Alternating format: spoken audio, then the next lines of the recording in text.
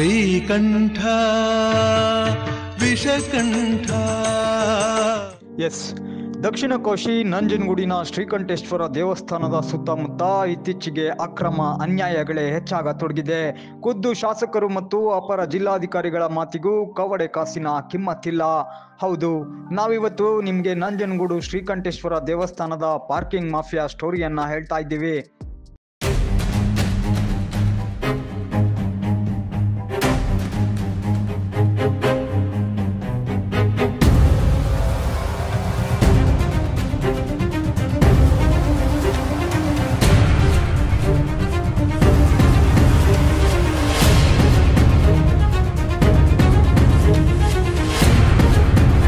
ದಕ್ಷಿಣ ಕಾಶಿ ಮೈಸೂರಿನ ಪ್ರವಾಸಿ ಮತ್ತು ಆಧ್ಯಾತ್ಮಿಕ ತಾಣಗಳಲ್ಲಿ ಒಂದಾಗಿರುವ ಇಲ್ಲಿ ಕೆಲವರು ಆಡಿದ್ದೇ ಆಟ ಮಾಡಿದ್ದೇ ಕಾನೂನು.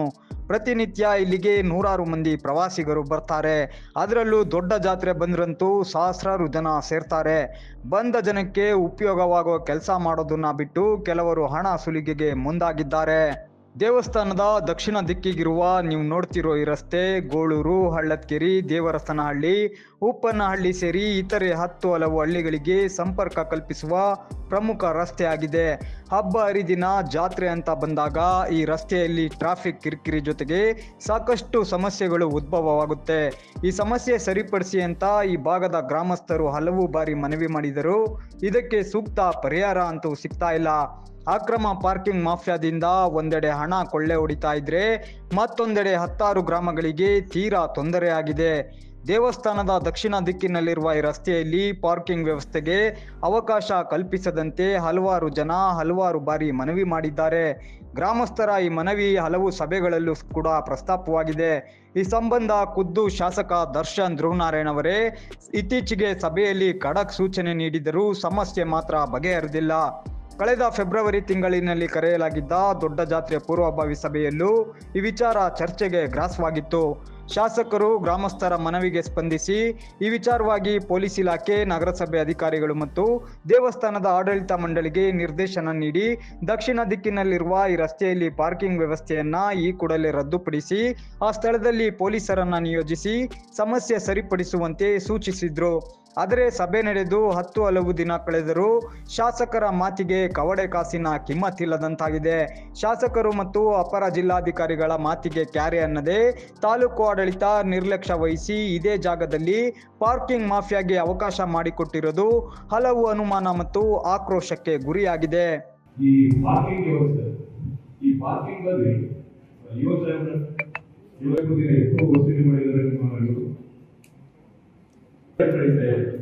ಇದಾಗಬಾರ್ದು. ಯಾವ ಟೆಂಡರ್ ತರ ಇದ್ದಾರೆ ಅವರು ಕರೆಕ್ಟ್ ಆಗಿ ಊಟಗೀರಿ ಮಾಡುವಂತವ್ರನ್ನ ಅಲ್ಲಿ ಪಾರ್ಕಿಂಗ್ ಅಲ್ಲಿ ಬಂದು ವಸೂಲಿ ಮಾಡಕ್ಕೆ ಬಲವಂತವಾಗಿ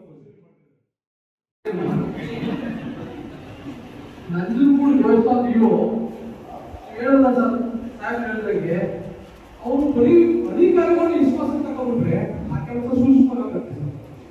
ಬೆಳಿಗ್ಗೆ DSP ಸಾಹೇಬರು, ತಹಸೀಲ್ದಾರ್ ಸಾಹೇಬರು ಇನ್ನೊಂದು ಇಲಾಖೆ ಸರ್ ಬನ್ನಿ ಅನ್ನಾಗಕ್ಕೆ ನಿಮ್ಮ ಇಲಾಖೆಗೆ ಸಂಬಂಧಪಟ್ಟಂತೆ ಅಲ್ಲೇ ಹೋಗಿ ರೋಡ್ ಸಾಕಲ್ಲ ತಗೊಂಡು ಸರ್ ಇಲ್ಲಿ ಬಸ್ಸು ಬರ್ತದೆ ಸರ್, ಜಾತ್ರೆ ಬಸ್ ಬರ್ತಿಲ್ಲ ಸರ್. ಸಾರಿಗೆ ನಿಮಗೆ ಮಾರ್ಗದರ್ಶನ ಇದಿದೆ ಸರ್.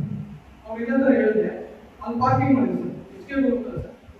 ಆ ಕಡೆ ಓನಾಗಿ ಪಾರ್ಕಿಂಗ್ ಮಾಡಿ ಸಾರ್ವಜನಿಕರಿಗೆ ಅನುಕೂಲ ಆಗೋಕ್ಕೆ ಅಲ್ಲಿಂದ ಲೆಕ್ಕ ಬರ್ತಾ ಇದೆ ಸರ್. ಅದೇ ತರ ದಯಮಾಡಿ ಬರೋ ಭಕ್ತಾದಿಗಳಿಗೆ ಅಲ್ಲಿ ಪಾರ್ಕಿಂಗ್ ಮಾಡಿಕೊಂಡು ಅನುಕೂಲ ಆಗುತ್ತೆ. ಅದಕ್ಕೆ ಮಾತ್ರ ನಾವು ಅವ್ರಿಗೆ ಅವಕಾಶ ಮಾಡಿಕೊಟ್ಟಿದ್ದು. ನಾವು ಹೇಳಿದ ರೀತಿ ಪಕ್ಕದಲ್ಲಿ ನಗರಸಭೆ ರಸ್ತೆ ಇದು ಮಾಡೋದಾದ್ರೆ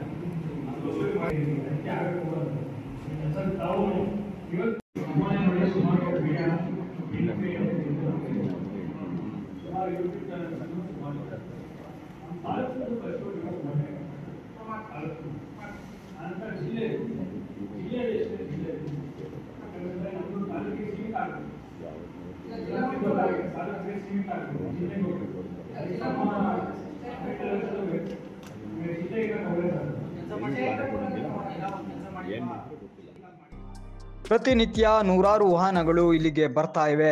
ಬರುವ ಪ್ರವಾಸಿಗರು ಮತ್ತು ಭಕ್ತರ ಅನುಕೂಲಕ್ಕಾಗಿ 2 ಕಡೆ ಪಾರ್ಕಿಂಗ್ಗೆ ಅವಕಾಶ ಕಲ್ಪಿಸಿ ಟೆಂಡರ್ ಅನ್ನ ಕರೆಯಲಾಗಿದೆ. ಆದರೆ ಟೆಂಡರ್ ಮಾನದಂಡಗಳನ್ನು ಉಲ್ಲಂಘಿಸಿ ಈ ರೀತಿ ಎಲ್ಲೆಂದರಲ್ಲಿ ವಾಹನ ನಿಲ್ಲಿಸಿ ಇತರರಿಗೆ ಕಿರಿಕಿರಿ ಮತ್ತು ಟ್ರಾಫಿಕ್ ಸಮಸ್ಯೆ ಸೃಷ್ಟಿಸುತ್ತಿರೋದು ಎಷ್ಟು ಸರಿ ಅನ್ನೋದು ಹಲವು ಗ್ರಾಮಸ್ಥರ ಪ್ರಶ್ನೆಯಾಗಿದೆ. ಇನ್ನು ಕೆಲವೇ ದಿನಗಳಲ್ಲಿ ದೊಡ್ಡ ಜಾತ್ರೆ ಸಮೀಪಿಸುತ್ತಿದ್ದು ಜಾತ್ರೆಗೆ ಬರದ ಸಿದ್ಧತೆಗಳು ಒಂದೆಡೆ ನಡೀತಾ ಇದೆ. ಆದರೆ ಪ್ರತಿ ಬಾರಿ ಉಂಟಾಗುವ ಸಮಸ್ಯೆ ಸರಿಪಡಿಸಿ ಅಂತ ಸುತ್ತಮುತ್ತಲ ಗ್ರಾಮಸ್ಥರ ಮನವಿಗೆ ತಾಲೂಕು ಆಡಳಿತ ಸ್ಪಂದಿಸ್ತಾ ಇಲ್ಲ. ಪರಿಣಾಮ ದೇವಸ್ಥಾನದ ದಕ್ಷಿಣ ದಿಕ್ಕಿನಲ್ಲಿರುವ ರಸ್ತೆಯಲ್ಲಿ ದಿನ ಬೆಳಗಾದ್ರೆ ಬರೀ ಸಮಸ್ಯೆಗಳೇ ಹೆಚ್ಚಾಗ್ತಾ ಇದೆ. ಸಮಸ್ಯೆ ಹೀಗೆ ಮುಂದುವರೆದ್ರೆ ಮುಂದೇನು? ದಕ್ಷಿಣ ಕಾಶಿ ನಂಜನಗೂಡನ್ನ ಶ್ರೀಕಂಠೇಶ್ವರನೇ ಕಾಪಾಡಬೇಕು ಅಂತ ಜನ ಇಡೀ ಶಾಪ ಹಾಕ್ತಾ ಇದ್ದಾರೆ. ನಂಜನಗೂಡು ಶಾಸಕ ದರ್ಶನ್ ಧ್ರುವನಾರಾಯಣ್ ಹಾಗೂ ಅಪರ ಜಿಲ್ಲಾಧಿಕಾರಿಗಳು ಈ ಪಾರ್ಕಿಂಗ್ ಸಮಸ್ಯೆ ಸರಿಪಡಿಸ್ತಾರಾ, ಇಲ್ಲಿನ ಮಾಫಿಯಾಗೆ ಬ್ರೇಕ್ ಹಾಕ್ತಾರಾ ಅನ್ನೋದನ್ನ ಕಾದಷ್ಟೇ ನೋಡಬೇಕಿದೆ.